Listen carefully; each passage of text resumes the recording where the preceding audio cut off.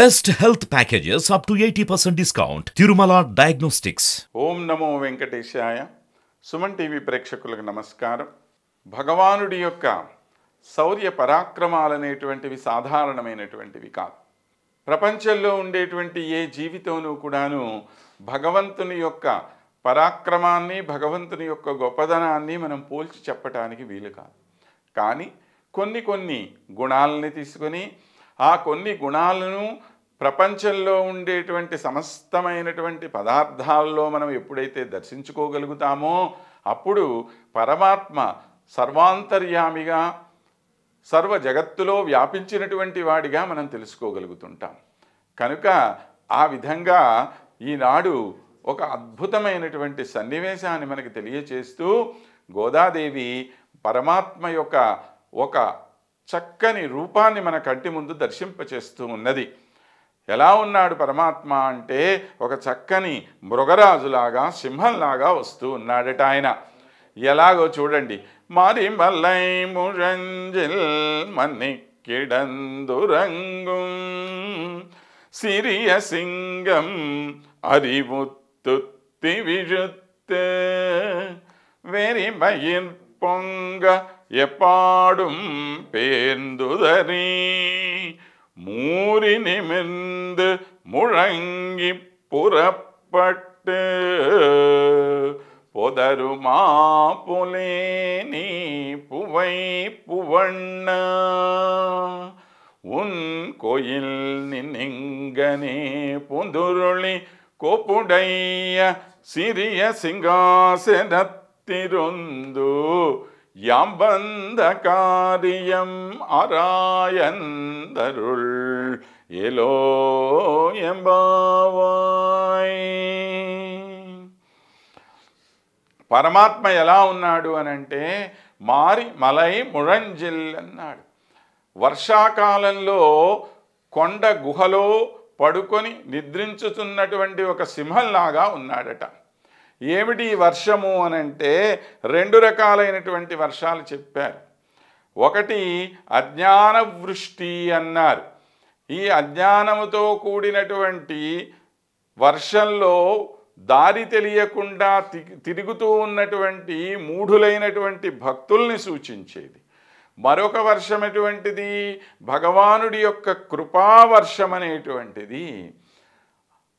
ఇక్కడ లోపల పడుకున్నటువంటి సింహం ఎలాగ ఉన్నది అనంటే ఆ వర్షపు గుహ లోపల నిశ్చలంగా పడుకుంది.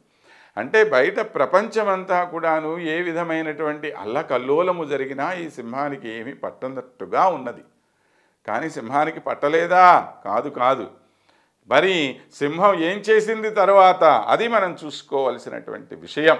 అంటే ప్రపంచమంతా కూడాను ప్రళయంలో ఇలాగ మునిగిపోయినటువంటి సమయంలో పరమాత్మ ఎలా ఉన్నాడో తెలియచేస్తూ ఉంటున్నదన్నమాట మనకి. మణిక్కిడందురంగుం సిరియ సింగం, అలాగా నిశ్చలంగా పడుకొని ఉన్నటువంటి ఒక సిరియ సింగం అన్నాడు. సాధారణమైనటువంటి సింహం కాదు, శ్రీతో కూడినటువంటి సింహం, పరాక్రమంతో కూడుకున్నటువంటి సింహం. శ్రీమన్నారాయణుడు ఒక్కడే ఎప్పుడూ ఉండడు. ఆయనతో పాటు నిత్యానపాయ అయినటువంటి అమ్మవారు కూడా కలిసే ఉంటుంది. కనుక ఇద్దరూ కలిసి ఉన్నటువంటి ఆ అద్భుతమైనటువంటి క్షణాల్ని మనకు గుర్తు చేస్తూ అలాంటి ఈ లక్ష్మీదేవితో కూడినటువంటి ఒక సింహము అరివుత్తు తీవిழுత్తు అన్నాడు. ఒక్కసారి తెలివి తెచ్చుకుని తీక్ష్ణంగా చూసిందిట. ఏమిటి భగవంతుడు తెలివి తెచ్చుకోవటం? ఆయనకు అంతకుముందు తెలివి లేదా? ఎప్పుడూ ఉంది తెలివి. మరి ఇప్పుడేం చేశాడు భగవంతుడు? భగవంతుడు అంతకుముందు దాకా ఒక్కడిగానే ఉన్నాడు. ఇప్పుడు ఏమనుకున్నాడు ఆయన? నేను రకరకాలుగా విభజింపబడాలి అని చెప్పి కోరుకున్నాడట. అది వేదం చెప్తున్నటువంటి మాట. మనం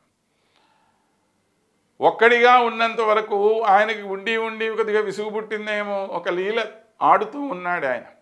దానికోసం ప్రపంచం అనేటువంటిది ఒకటి సృష్టించాడు. ఇప్పుడు ఏం చేసింది సింహము? ఒక్కసారి తెలివి తెచ్చుకొని తనంతట తానుగా, సింహానికి ఎవరన్నా నువ్వు మృగరాజువి అని చెప్పారా అండి?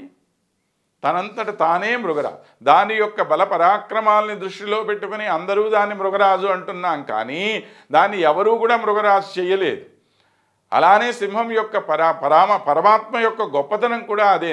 ఆయన్ని పరమాత్మని ఎవడేం చెప్పక్కర్లేదు. ఆయనలో ఉండేటువంటి కళ్యాణ గుణ వైశిష్ట్యం చేత మనందరం ఆయన్ని పరమాత్మ అని చెప్పి అంటూ ఉన్నాం.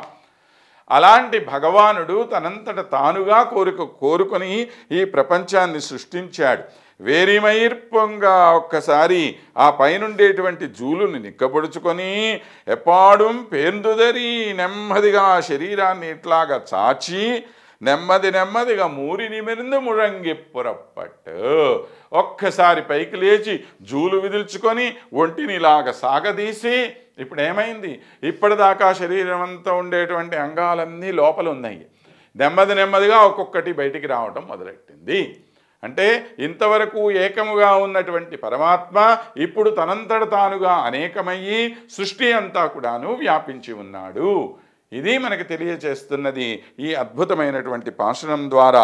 ముழంగిప్పురప్పట్టు పోదరుమా పోలే, ఆ సింహం ఎలా అయితే నడిచి వస్తుందో అలాగ నడిచిరావయ్యా మా స్వామి, నీ పువ్వై పువ్వన్నా అలా అని చెప్పి నృసింహస్వామి లాగనో రామాక, మాకు భయం. ఎలా రావాలి? అతి కోమలమైనటువంటి స్వామివి నువ్వు, కాబట్టి అలా కోమలమైనటువంటి వాడిగా రా. ఉన్ కోయిల్ నిన్ ఇందనే పోందురుళి అని అన్నాడు. మీరే రాండమ్మా లోపలికి అన్నాడు కృష్ణుడు. అబ్బెబ్బే మేము రాము, నువ్వు నడిచి వస్తూ ఉంటే చూడాలి, స్వామి యొక్క గమన సౌందర్యాన్ని చూడాలి అనేటువంటి ఉద్దేశంతో ఈ గోపికలందరూ కూడాను స్వామిని ప్రార్థన చేశారు. ఇంగనే పొందురుళి కొప్పుడయ్య సిరియ సింహాసనత్తిరుందు, రా ఇక్కడికి వచ్చి సింహాసనం మీద కూర్చో, చక్కగా కాలు మీద కాలు వేసుకో, మా వైపు టీవీగా ఇలా చూడు. ఏమమ్మా, ఏం సంగతి, ఎందుకు వచ్చారు మీరు, ఏం విశేషము చెప్పండి అని చెప్పి నువ్వు మమ్మల్ని అడుగు, అలా నిన్ను చూడాలనుందయ్యా మా స్వామి అని చెప్పి వీరు ఎంత సంపూర్ణమైనటువంటి భావంతో భగవంతుడిని ప్రార్థన చేస్తున్నారో చూడండి. ఆ భావన ఇంత బలంగా ఉంది కాబట్టి వీరి కోరికలన్నీ తీరుస్తున్నాడు శ్రీకృష్ణ పరమాత్మ. వీరు చెప్పినటువంటి ఆ సింహాసనం ఎక్కడ? హృదయం అనేటువంటి సింహాసనం. మనము స్వాధిష్టాన చక్రము అని చెప్పి యోగాభ్యాసంలో చాలా ముఖ్యమైనటువంటిది.